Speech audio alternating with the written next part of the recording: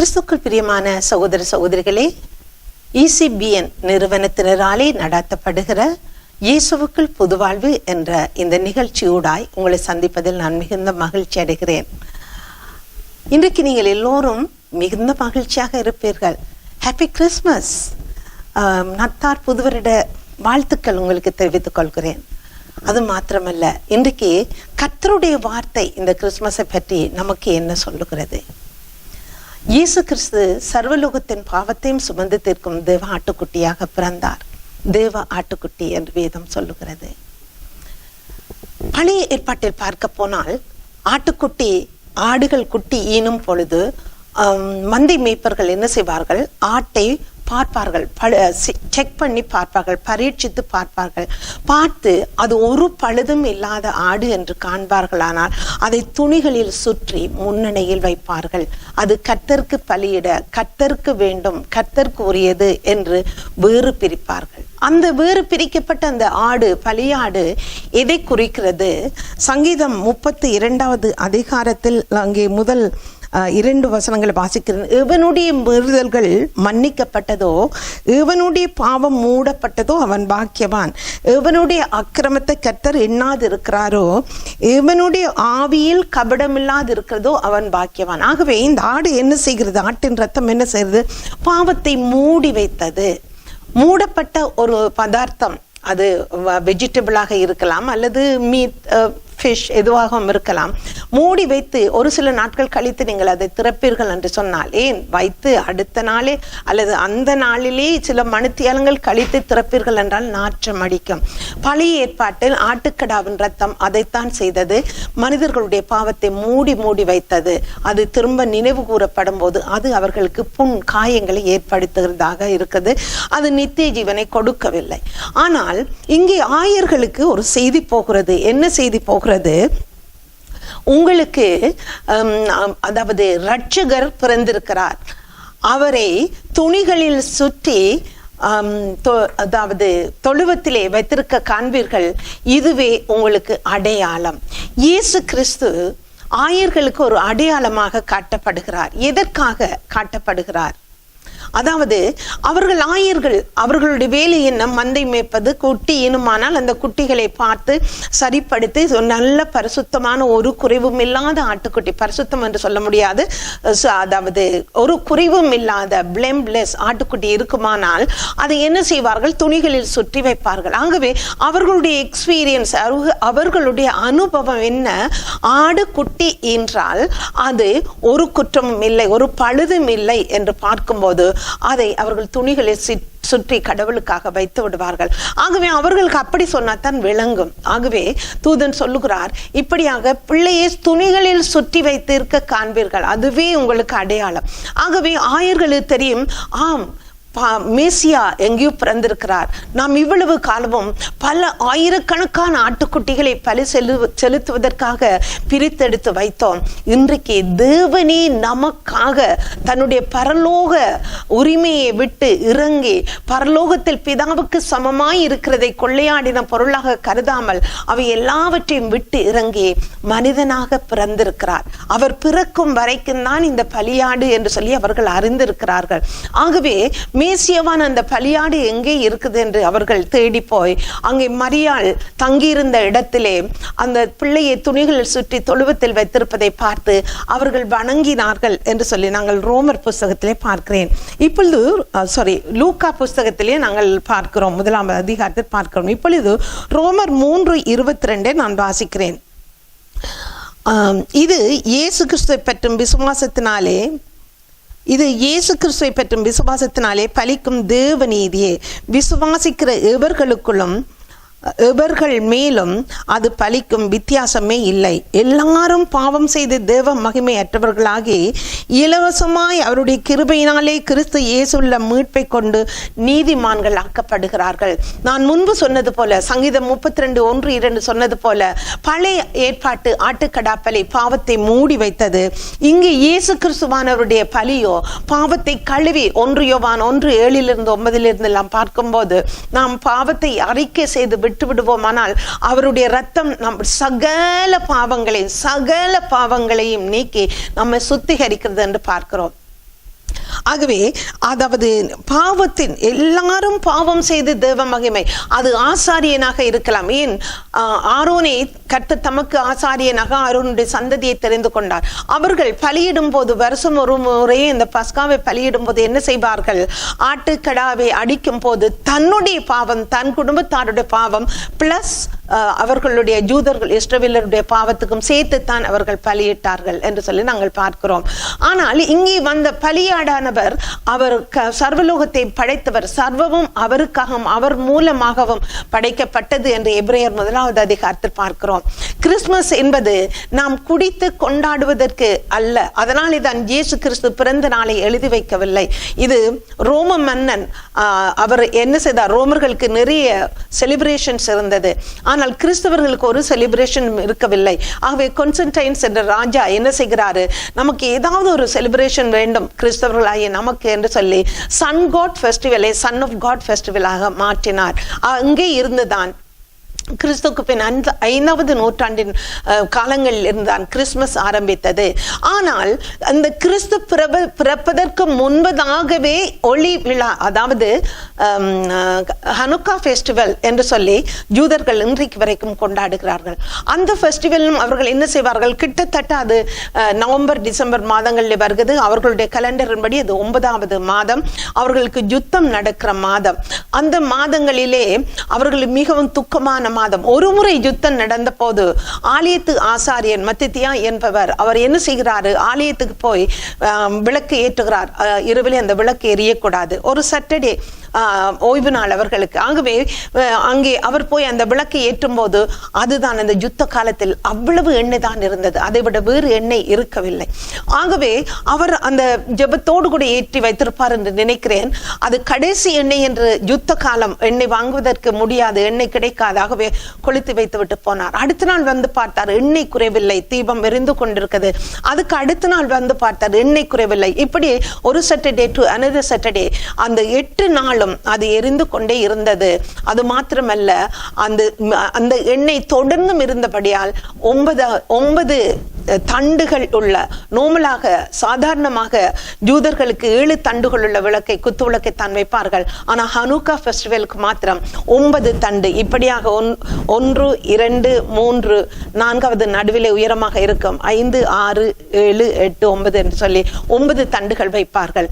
ஆகவே 4 தண்டு ஒரு இடது பக்கமும் 4 தண்டு வலது பக்கமும் நடுவிலே ஒரு தண்டுமாக 9 தண்டுகளை அவர்கள் வைப்பார்கள். ஆகவே அதுதான் ஹனுக்கா ஃபெஸ்டிவல் இன்றைக்கும் வரைக்கும் கொண்டாடுவார்கள், தீபம் கொளுத்தி. ஏனென்றால் கர்த்தர் நமக்கு எண்ணெயை கொடுத்தார், வெளிச்சம், தேவனுடைய ஆலயத்தில் வெளிச்சம் பிரகாசித்துக் கொண்டே இருந்தது. ஹல்லேலூயா. இயேசு கிறிஸ்து என்ன சொன்னார்? நான் உலகத்துக்கு வெளிச்சமாக இருக்கிறேன். யோவான் 12:8 சொல்லப்பட்டிருக்கிறது. ஆகவே ஏன் பேதுரு சொல்லுகிறார், அந்தகார இருளிலிருந்து ஆச்சரியமான ஒளியிடத்துக்கு வரவழைத்தவருடைய புண்ணியங்களை அறிவிக்கும்படி நம்மை தமக்கு சொந்த ஜனமாக, ராஜரிகம் ஆசாரிய கூட்டமாய், சொந்த ஜனமாய், பரிசுத்த ஜாதியாய் தமக்கென்று தெரிந்து கொண்டார். ஹல்லேலூயா. அந்தகார இருள், எல்லோரும் பாவம் செய்து தேவ மகிமை அற்றவர்களாக இருந்தார்கள் என்று சொல்லி ரோமர் 3:23 நான் வாசித்தேன். உலகமானது பாவம் என்ற இருளுக்குள்ளே இருந்தது. இந்த பாவம் என்ற இருள், இந்த பாவம் என்ற இன்ஃபெக்ஷன், இதில் இருந்து விடுதலை தருவதற்கு ஒரு அதாவது ஆன்டிபயோட்டிக் தேவைப்பட்டது. எந்த விதமான மருத்துவத்தினால முடியாத ஒரு மருத்துவம் தான் கிறிஸ்து இயேசுவின் ரத்தமாக இருக்குது. ஹல்லேலூயா. அந்த நாளைத்தான், அந்த கிறிஸ்துமஸ் நாள் என்பது அங்கே அவர்களுக்கு அடையாளமாக கொடுக்கப்பட்டது. என்ன?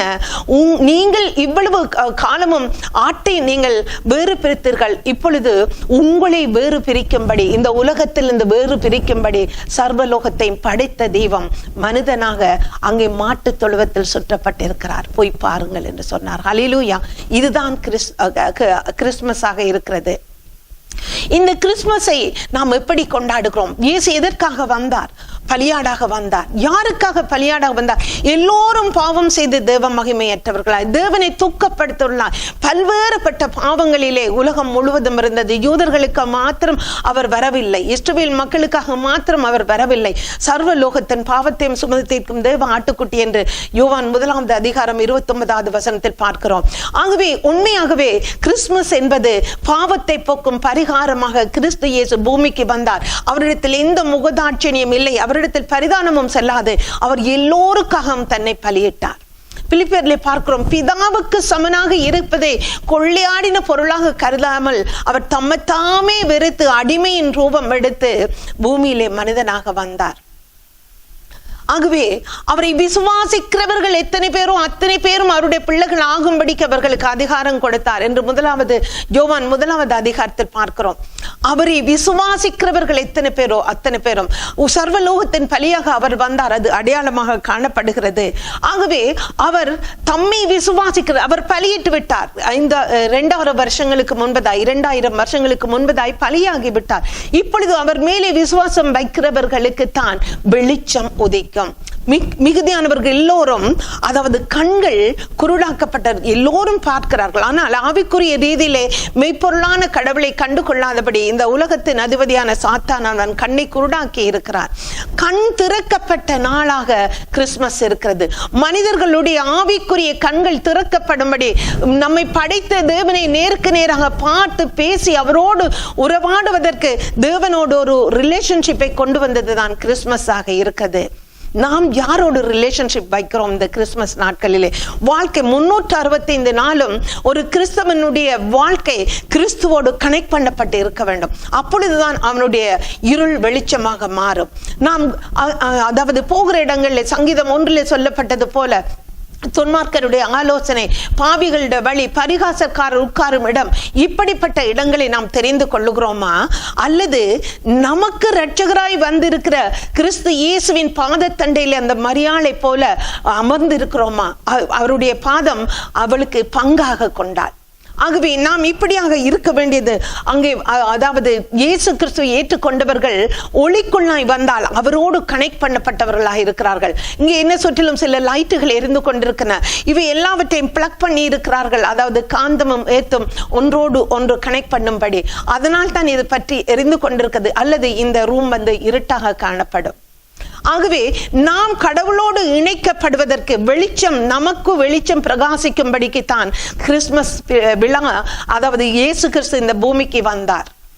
அன்றைக்கு இருந்த யூதர்கள், கிறிஸ்துவுக்கு முன் இருந்த யூதர்கள் அந்த ஹனுக்கா ஃபெஸ்டிவலை கொண்டாடி கொண்டு வருகிறார்கள். ஆனால் மேசியாவை அவர்கள் தள்ளிவிட்டபடியினால் இன்றைக்கு வரைக்கும் அவர்களுக்கு அந்த மேசியாவின் ரட்சிப்பு இல்லாதபடியினால் ஆராதனை கூடமே இல்லாதபடிக்கு 2000 வருஷங்கள், கிட்டத்தட்ட 1900 வருஷங்களாக அவர்கள் அப்படியாக காணப்படுகிறார்கள். யுத்த பயங்களோடு இருக்கிறார்கள். அவர்களுடைய சாமலை 14 சிங்காரம் தேர்த்து 14 ஆனந்த தைலம் ஒடுங்கினாய் 14 துதியினுடைய கொடுக்கும்படிக்கு கிறிஸ்து இயேசு திரும்பவும் ஆமகேதோன் யுத்தத்திலே வந்து இறங்க போகிறார். அந்த கிறிஸ்து நாளுகையிலே இருந்து அவர்களை தப்புவிக்கும்படி வரப்போகிறார். ஆனால் இன்றைக்கு நானும் நீங்களும் கிறிஸ்துவை ஏற்றுக்கொண்டு கிறிஸ்துமஸ் கொண்டாடுகிறோம். எப்படி கொண்டாடுகிறோம்? என்ன விலைக்கு ஆல்கஹால் வேண்டினேன், நான் அது வேண்டினேன், இந்த பிரைஸ், நான் இது பண்ணி, நமக்கு அந்த பேர் தெரியாது, அதனுடைய பேர் சொல்ல தெரியவில்லை. ஆகவே அப்படியாக அந்த ஆல்கஹால், இந்த ஆல்கஹால், இத்தனை கிலோ மீட் வாங்கினேன், அது இது அது செய்தேன், இது செய்தேன் என்று சொல்வதற்காக இல்லை. எந்த பிராண்ட்லே நான் உடுப்பு வாங்கினேன் என்று சொல்வதற்காக அல்ல கிறிஸ்துமஸ். கிறிஸ்து இயேசு பாவிகளுக்காக தன்னை கொடுக்க, தம்மை விசுவாசிக்கிறவர் எத்தனை பேரும் அத்தனை பேரும் தேவனுடைய பிள்ளைகள் ஆகும்படி அவரை தந்தருளி இவ்வளவாய் உலகத்தில் பிதாவானவர் அன்பு கொண்டிருக்கிறார். அவரை விசுவாசிக்கிறவள் பிதாவை விசுவாசிக்கிறார். அது யாராக இருந்தாலும், யூதரும் சொல்றார்கள் தாங்கள் பிதாவை விசுவாசிக்கிறோம் என்று, அதனாலே ரட்சிப்பு வராது. ஆனால் அவரை விசுவாசிக்கிறவர்கள் எத்தனை பேரோ அத்தனை பேரும் தேவனுடைய பிள்ளைகள் ஆகும்படி அவரை தன்னுடைய குமாரனாகிய மேசியா கிறிஸ்து இயேசுவை தந்து இவ்வளவாய் உலகத்தில் அன்பு கொண்டார். யூதர் மாத்திரமல்ல, உலகம் முழுவதுக்கும். இன்றைக்கு வரைக்கும் யூதர்களும் அவரை தள்ளிவிட்டார்கள், இஸ்லாமியர்களும் அவரை தள்ளிவிட்டார்கள். அவரை ஒரு மனிதன் என்று கருதுகிறார்கள். ஆனால் அவரை தெய்வம், அவர் நமக்காக தன்னுடைய இரத்தத்தை சிந்தினார் என்று விசுவாசிக்கிற எங்களுக்கோ பரலோகத்தில் ஒரு உறைவிடத்தை அவர் ஆயத்தப்படுத்தி இருக்கிறார். பிறந்த நாளின் பிரதித்துவம், பிறந்த நாளின் பிரதிஷ்டை, பிறந்த நாளின் பிரதிஷ்டை. இயேசு கிறிஸ்து தம்மை பிரதிஷ்டை பண்ணினார். பிதாவின் சித்தத்தை நிறைவேற்றி தகுதியற்ற மனு குலத்தை பிதாவோடு கனெக்ட் பண்ணும்படி ஒப்புரவாகுதலின் ஊழியத்தை அவர் செய்து முடித்தார் என்று பவுல் எபேசரில் எழுதியிருக்கிறார். அந்த ஒப்புரவாகுதலின் ஊழியத்தை நாம் இப்பொழுது அதாவது கிறிஸ்து அங்கே பவுலிடத்தில் கொடுத்தார், பவுலினூடாக நாம் பெற்று அப்போஸ்தலரிடத்தில் கொடுத்தார், அவர்களிடத்தில் பெற்று நாம் இன்றைக்கு அந்த ஒப்புரவாகுதலின் ஊழியம் பிதாவானவரோடு அதாவது இந்த மனுக்குலத்தை பூமியிலே பாவத்தில் அடிமைத்தனத்தில் இருக்கிற மனுக்குலத்தை சேர்க்கிறோமா அல்லது கிறிஸ்தவர்கள் என்ற பெயரை வைத்துக் கொண்டு பிரிவினையை கொண்டு வருகிறோமா? நாம் சிந்தித்து பார்க்க வேண்டிய நாள் இந்த நாளாக இருக்கிறது. நீங்கள் ஒருவேளை இன்றைக்கு பழைய ஒரு உடுப்பை தோய்த்து போட்டுவிட்டு அயன் பண்ணி நீங்கள் ஆலயத்துக்கு போய் வந்திருப்பீர்கள் என்று சொன்னால் அதாவது உங்களை அவர் தள்ளிவிடவே மாட்டார். நீங்கள் எந்த பிராண்ட்ல போட்டு வந்தால் தான் ஏற்றுக்கொள்வேன் என்று இயேசு சொல்ல மாட்டார். ஆனால் உங்கள் இருதயத்துக்குள் அவர் இருக்கிறாரா? அந்த நாள் தான் கிறிஸ்துமஸ் ஆக இருக்கிறது. என்னுடைய இருதயத்தில் ஒவ்வொரு நாளும் கிறிஸ்து பிறக்க வேண்டும். அது நான் காலை தோறும் கர்த்தருடைய கிருபை புதிதாக இருக்குது என்று சொல்லுகிறார். காலை தோறும் கர்த்தருடைய கிருபை புதிதாக இருக்குது. ஆகவே ஈச் அண்ட் எவ்ரி மார்னிங் நாங்கள் கர்த்தரோடு கூட அந்த கிருபைக்குள்ளாய் வருவதுதான் கிறிஸ்துமஸ். ஒவ்வொரு நாளும் நமக்கு கிறிஸ்துமஸ் செலிப்ரேஷன். கர்த்தர் எங்களுக்குள்ளே பிறந்திருக்கிறாரா? காலையில் எழுந்து ஆண்டவரே என்னுடைய வாழ்க்கையில் திரும்பவும் இன்னொரு படி உம்மோடு கூட நான் கனெக்ட் பண்ணப்பட வேண்டும், வளர வேண்டும் என்று சொல்லி ஒவ்வொரு நாளும் நாங்கள் இந்த பண்டிகையை கொண்டாட வேண்டியது, செலிப்ரேட் பண்ண வேண்டியது அவசியமாக இருக்கிறது. இயேசு எங்களுக்கு பிறந்தார். அவர் பிறந்த செய்தி அதாவது பாவிகளை பிதாவோடு சேர்க்க. ஆகவே நாமும் என்ன செய்ய வேண்டும்? நமக்குள் இருக்கிறதை அந்த ரட்சிப்பை மற்றவர்களுக்கு வெளிப்படுத்த வேண்டும். அதைத்தான் அந்த சமரிட்டன் லேடி, சமாரியா பெண் என்ன செய்தால், அவள் ஒருத்தி தான் அவளுடைய பாவங்கள் இயேசு கிறிஸ்து சுட்டி காட்டினார். அவளுடைய பாவத்தை அவர் வலிக்கும்படி சுட்டி காட்டவில்லை, விடுதலையாக்கும்படி சுட்டி காட்டினார். நீங்களும் நானும் என்ன செய்கிறோம்? மற்றவர்களுடைய பாவங்களை வலிக்கும்படி சுட்டி காட்டுகிறோமா அல்லது வலியிலிருந்து விடுதலை தரும்படி சுட்டி காட்டுகிறோமா? அவளுக்கு அது வலிக்கவில்லை. அந்த சமாரியர்கள் பயந்துதான் அவள் 12 மணிக்கு தண்ணீர் எடுக்க வந்தாள், நடு உச்சி மத்தியான வேளையிலே. ஆனால் எந்த ஜனத்துக்கு அவள் பயந்து வந்தாலோ அந்த ஜனம் மார்க்கெட்டிலே விவசாயத்து பெண்களை விற்று கொண்டிருக்கிறார்கள். அவர்களிடத்தில் போய் எனக்குள்ளே இயேசு பிறந்து விட்டார், நான் செய்த எல்லாவற்றையும் உங்களுக்கு அறியாதது எல்லாவற்றையும் அவர் எனக்கு சொன்னார். ஆனால் அவர் பாவத்தை தான் சொன்னார். ஆனால் அவளுக்கு அது வலிக்கவில்லை. அவள் மனம் திரும்பினாள். பாவத்தை மறைக்கிறவன் வாழ்வடைய மாட்டான், அறிக்கை செய்து விட்டு விடுகிறவனோ இரக்கம் பெறுவான். கிறிஸ்து இயேசு இரக்கம் தருவதற்கு வந்தார். அந்த இரக்கம் நமக்கு பரலோகத்தில் நித்திய வாழ்க்கையை கொடுக்கிறது. நீங்கள் கொண்டாடுகிற கிறிஸ்துமஸ் எப்படியாக இருக்குது? நித்தியத்தின் நம்பிக்கையோடு கொண்டாடுகிறீர்களா அல்லது பேர் புகழுக்காக கொண்டாடுகிறீர்களா அல்லது உங்களுடைய உறவினர்கள் நண்பர்களை களிப்பூட்டுவதற்காக கொஞ்சம் ஆல்கஹால் எடுத்து அப்படி இப்படி என்று கொண்டாடுகிறீர்களா? என்ன பேசுகிறீர்கள் உங்கள் பாட்டிகளிலே? கிறிஸ்துமஸ் நாளிலே கிறிஸ்து பிறந்தார், அவர் எனக்காக மரித்து உயிர்த்தெழுந்தார், திரும்பவும் வரப்போறார். அவர் சொன்ன ஒவ்வொரு தீர்க்க தரிசன வசனமும் இந்த உலகத்தில் இன்றைக்கு 99% நிறைவேறிவிட்டது. அவர் வரப்போகிறார். ஆயத்தமாகுங்கள் என்று கிறிஸ்துமஸில் சொல்லுகிறீர்களா அல்லது குடிப்போம் புசிப்போம் கொண்டாடுவோம் பாருங்கள் என்று கொண்டாடுகிறீர்களா? உலகத்துக்கொத்த வேஷம் தெரியாதீர்கள். யாக்கோபு சொல்லுகிறார், உலகத்தை விட்டு வேறு பிரிக்கப்படும் சிறுமைப்பட்டவர்களுக்கு தரித்திரர்களுக்கு உதவி செய்வதும் உலகத்தால் கரைப்படாதபடி தன்னை காத்துக் கொள்வதுமே மெய்யான தேவ பக்தி என்று சொல்லுகிறார் யாக்கோபு 1:27. இன்றைக்கு கிறிஸ்துமஸை பக்தி இல்லாமல் சும்மா களிப்பு, கொண்டாட்டம், மகிழ்ச்சி, கெட் டுகெதர் இதற்காக கொண்டாடுகிறோமே தவிர அவர் செய்த நன்மைக்கு நன்றி சொல்லுகிறோமா? இப்படிப்பட்ட கிறிஸ்தவர்கள் மிக மிக குறைவாக இருக்கிறார்கள். ரோமர் 6வது அதிகாரத்தில் 23வது வசனம் இப்படியாக சொல்லுகிறது, பாவத்தின் சம்பளம் மரணம், தேவனுடைய கிருபை வரமோ நம்முடைய கர்த்தராகிய இயேசு கிறிஸ்துவினால் உண்டான நித்திய ஜீவன். அங்கே என்ன சொல்லப்படுகிறது? தேவனுடைய கிருபை வரமோ நம்முடைய கர்த்தரான இயேசு கிறிஸ்துவினால் உண்டான நித்திய ஜீவன். கிறிஸ்துமஸ் என்பது மனுக்குலத்துக்கு அழிவில்லாத வாழ்க்கை. ஏன் அழிவில்லாத வாழ்க்கை வேண்டும்? படைப்பிலே இல்லாமைதான் ஆரம்பித்தது. எப்படியாக கையிலே மண்ணை எடுத்து மனிதனை தமது சாயல் தம்முடைய ரூபமாக கடவுள் படைத்தார். தன்னுடைய குணாதிசயம், தன்னுடைய நாலேஜ், விஸ்டம் எல்லாவற்றையும் கொடுத்து தான் படைத்தார். ஆனால் அவர்கள் இந்த தோட்டத்திலே களிப்பாக இருந்த போது பிசாசானவன் இந்த தோட்டத்தில் வந்து அங்கே கடவுள் படைத்த எல்லாவற்றையும் சாப்பிடலாம் என்று சொல்லி இருந்தார். ஆனால் குறிப்பிட்ட ஒரு மரம், அந்த கனியை மாத்திரம் நீங்கள் சாப்பிடாதிருங்க. எப்படி என்று உதாரணம் காட்டுகிறேன். எங்களுடைய வீட்டிலே கேஸ் குக்கர் இருக்கிறது. அந்த கேஸை தேவை இல்லாமல் திறந்து விட்டால் அது பொய்சன், மரித்து விடுவார்கள். ஆனால் வைத்திருக்கிறோம். ஏன்? தேவைக்கு சமைக்க வேண்டும், ஹீட்டிங் போட வேண்டும், அதற்காக. அதே போன்றுதான் மனுஷனுக்கு இது ஒரு காலத்திலே ஒரு நேரத்திலே இவனுக்கு தேவை இந்த நன்மை தீமை அறியத்தக்க விருட்சத்தின் கனி. அது காலம் வரும்போது கர்த்தரை கொடுத்திருப்பார். ஆனால் அவர்கள் காலத்துக்கு முந்தி பிசாசானவன் வந்து சொன்ன போது, சாப்பிட்ட போது அவர்கள் நரகம் மரணம் என்ற அந்த ஆபத்துக்குள்ளாக தள்ளப்பட்டார்கள். பிள்ளைகள், அந்த சிறு பிள்ளைகள் போய் அந்த கேஸ் குக்கரை நித்திரை கொள்வதற்கு முன்பதாக தெரியாமல் விளையாட்டை திறந்து விட்டால் அன்று இரவு நாம் எல்லோரும் மரித்து விடுவோம் அல்லவா?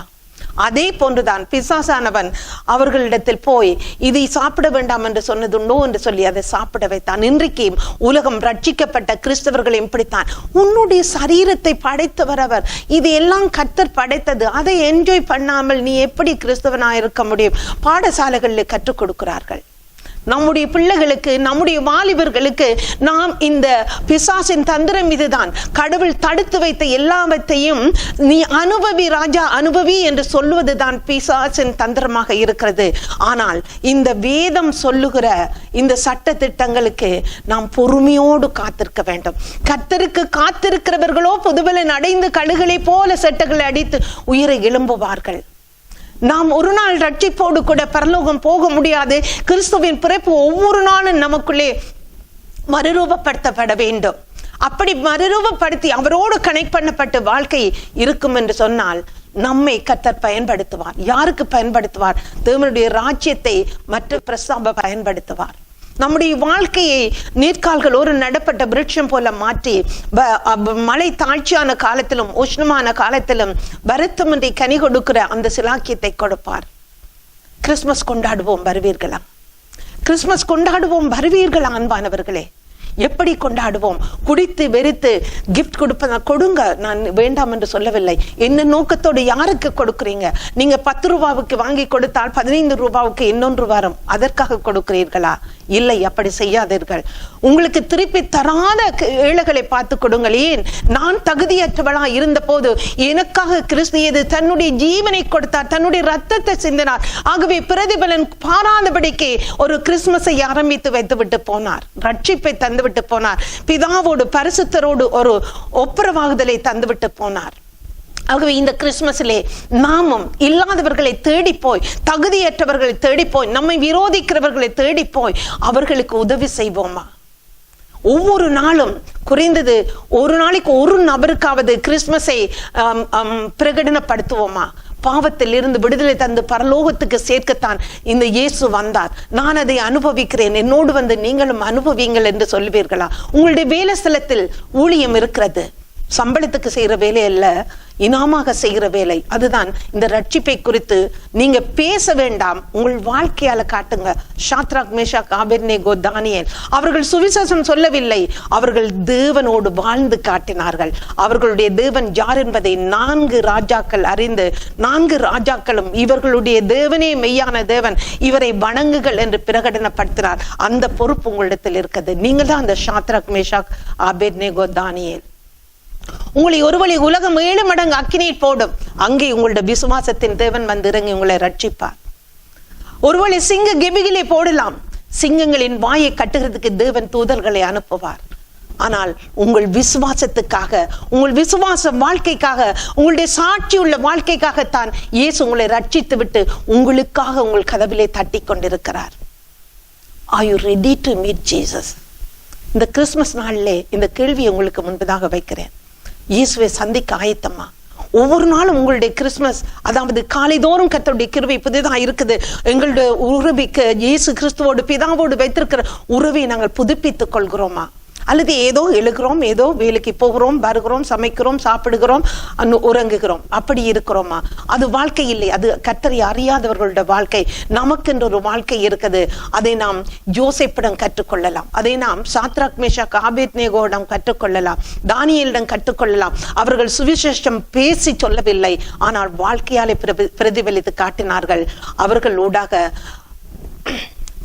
பாபிலோன்லையும் ஜோசப்பினோடாக எகிப்திலும் யாவே தெய்வம் மகிமைப்பட்டார். இந்த யாவே தெய்வத்தை தான் கிறிஸ்து இயேசு நமக்கு அதாவது பிரதிபலித்து காட்டினார். நானும் பிதாவும் ஒன்றாய் இருக்கிறோம், என்னை கண்டவன் பிதாவை கண்டாம் என்று சொல்லி.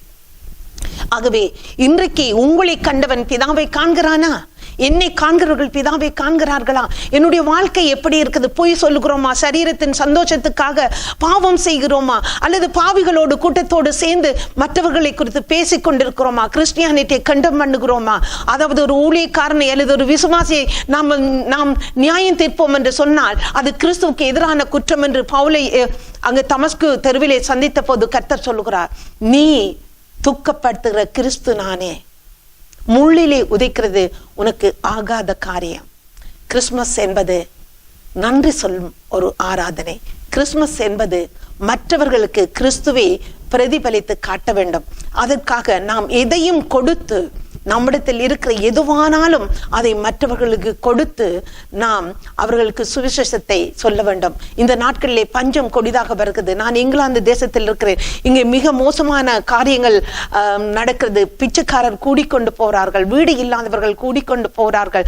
தெருவிலே, அதாவது நாட்சந்திகளிலே பயங்கரமான மோட்டோவேஸ் இருக்கிற நாட்சந்திகளில் நின்று ஜனங்கள் பணம் கேட்டு கொண்டிருக்கிறார்கள். திருடு பெறுகிறது, கொலைகள் பெறுகிறது. ஒவ்வொரு நாளும் ஏதோ ஒரு கொலை செய்தியில் நாங்கள் கேட்கிறோம். ஏன்? கிறிஸ்துவை மறந்து விட்டார்கள். நானும் நீங்களும் மறக்க வேண்டாம். கண்களை மூடி ஜெபம் செய்வோமா?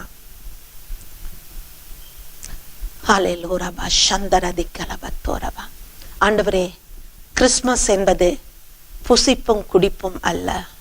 கிறிஸ்துமஸ் என்பது கிறிஸ்து நம்முடைய வாழ்விலே பிறந்திருக்கிறார் என்றால் அவருக்காக வாழ்ந்து காட்டுகிற வாழ்க்கையாக இருக்கிறது.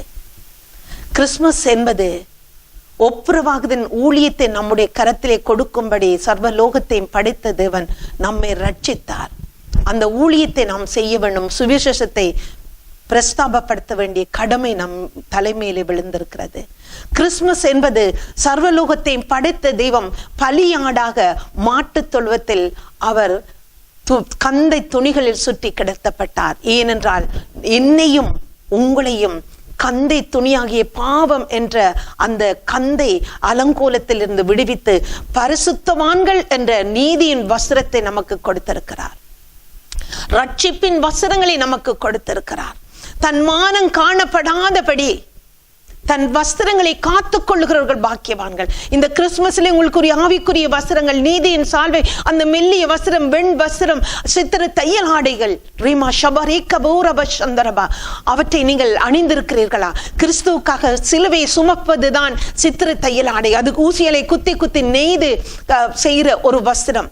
அது பின்புறத்தை பார்த்தால் நிறைய நூல்கள் கண்ணா பின்னா என்று இருக்கும், வெளியிலே பார்க்கும்போது அழகாக இருக்கும். அப்படித்தான் கிறிஸ்துவுக்காக உள்ளே நாம் அவமானங்கள் நிந்தனைகளை ஏற்றுக்கொண்டாலும் வெளியிலே கிறிஸ்துவை நாம் பிரதிபலிக்க வேண்டும். அதைத்தான் சாத்ராக் மேஷாக் ஆபேத்நேகோ, தானியேல், ஜோசேப் போன்றவர்கள் செய்தார்கள். சிறையில் இருந்தார்கள், அடிமைகளாக கடத்தி கொண்டு போகப்பட்டார்கள். ஆனால் தேவனுக்காக வாழ்ந்தார்கள். கிறிஸ்துமஸ் என்பது தேவனுக்காக நான் வாழ்கிறேன், அவர் எனக்காக தன்னை பலியிட வந்தார், பலியாடாக வந்தார் என்பதே அடையாளமாக இருக்கிறது. இன்றைக்கு அவருக்காக நானும் நீங்களும் என்னத்தை பலியிட்டோம் என்று நாங்கள் ஆராய்ந்து பார்க்க வேண்டும். ஆண்டவரே, எங்களை நாங்கள் அப்பா திரும்பவுமாக ஆராய்ந்து பார்த்து, ஆண்டவரே கர்த்தாவே, எங்களை ஒப்புக் கொடுக்கிறோம். சுயநலமாக வாழ்ந்தது போதும் ஆண்டவரே. எங்கள் சுயநலங்களை எங்களிலிருந்து மன்னிக்கும்படியாக ஜெபிக்கிறோம். சுயநீதியிலே நாம் வாழாதபடி தேவ நீதிக்காக நாங்கள் வாழ, தேவ நீதியை பிரதிபலித்து இருக்க எங்களை கிருபை தரும்படியாக ஜெபிக்கிறோம். சிலுவை சுமக்கிற அந்த மைண்டை தாங்க, ஏழைகளுக்கு கொடுத்து தரித்திரர்களுக்கு சுவிசேஷத்தை அறிவிக்க அந்த கிருபையை தாங்க ஆண்டவரே. இந்த கிறிஸ்துமஸ் நாளிலே ஐயாதவனை உள்ளவர்களுக்கு சேர்ந்து செலிப்ரேட் பண்ணாதபடி இல்லாதவர்களை நோக்கி, ஏழைகளை நோக்கி சென்று அவர்களுக்கு உதவி செய்து உண்மை சுவிசேஷத்தை, உம்முடைய அப்பா மகிமையின் அறிவின் ஒளியாகிய கிறிஸ்து இயேசுவின் முகத்தின் ஒளியை எங்களூடாக மற்றவர்களை பிரதிபலிக்க கிருபை தரும்படியாக ஜெபிக்கிறோம்.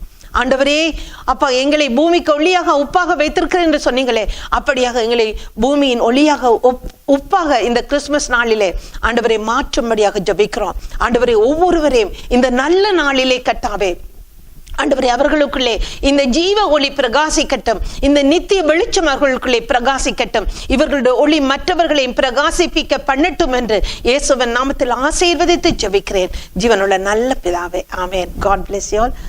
A blessed happy Christmas. God bless you all.